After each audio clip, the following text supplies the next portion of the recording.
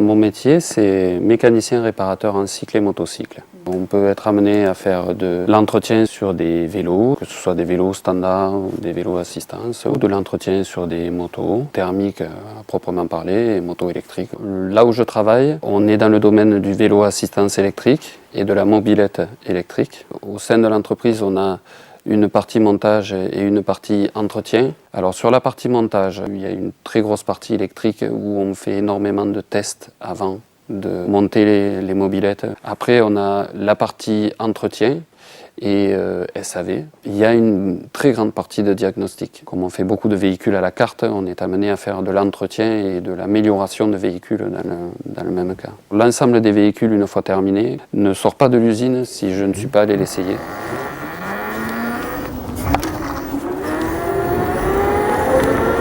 J'ai pas mal de points à vérifier au niveau serrage. Après, je fais une vérification à l'arrêt de tout ce qui est électrique. Et après, je pars essayer le véhicule et je refais les mêmes essais, mais par contre là, en roulant.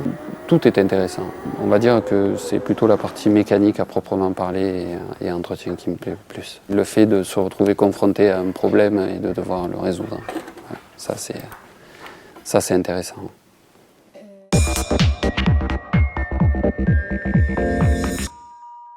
On essaye vraiment de faire appel à un processus d'éco-conception. Nos produits sont tous 100% non polluants, mais notre grande force, c'est qu'ils sont aussi recyclables à plus de 90%. Chacun de nos produits, on travaille en amont dès la conception pour qu'ils soient le plus facilement recyclables. Donc ça passe par la conception aluminium, par le choix des matériaux. On préfère choisir l'aluminium que l'acier, car plus facilement recyclable. Ça passe aussi sur le choix des plastiques. On préfère travailler avec de l'ABS azote, parce qu'on peut le recycler à plus de 95%. Mais ça passe aussi par des choix de recycleurs pour les batteries. On a l'avantage, nous, avec nos véhicules, d'avoir la batterie intégrée dans le véhicule. Donc quand il y a un pépin sur une batterie, le client ne peut pas la retirer lui et la jeter comme ça.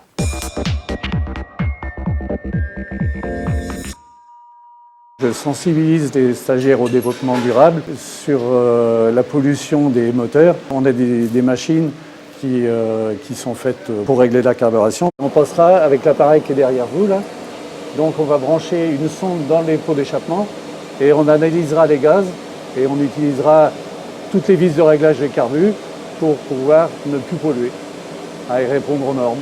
Je leur fais voir l'influence sur la consommation, sur aussi les effets de serre. On fait voir aussi les pots catalytiques. On peut jouer aussi sur une bonne carburation pour avoir un comportement du moteur meilleur, ce qui ferait un comportement écologiquement meilleur aussi, quoi. Lorsque je fais la formation sur les réglages avec l'analyseur de gaz, un quart de tour de vis change énormément les choses, quoi. Question pollution, sur le 2 temps, on brûle le plus possible, on est à bout des possibilités techniques, alors ce qui nous amènera peut-être après à passer sur des véhicules comme celui-là, 100% électrique. Alors là, il n'y a plus d'émanation de gaz, mais si les personnes font 30-40 km par jour, c'est génial.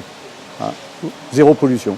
Être acteur du développement durable pour un mécanicien réparateur, une mécanicienne réparatrice de cycles et motocycles, c'est pour la dimension environnementale, dépolluer et remettre aux normes les moteurs de motocycles en réglant le jeu aux soupapes. C'est promouvoir les nouveaux vélos et scooters électriques non polluants et silencieux. Pour la dimension économique, c'est régler la carburation des moteurs afin de limiter leur consommation en carburant. C'est tester correctement les matériels suite à une réparation afin d'éviter un retour en atelier.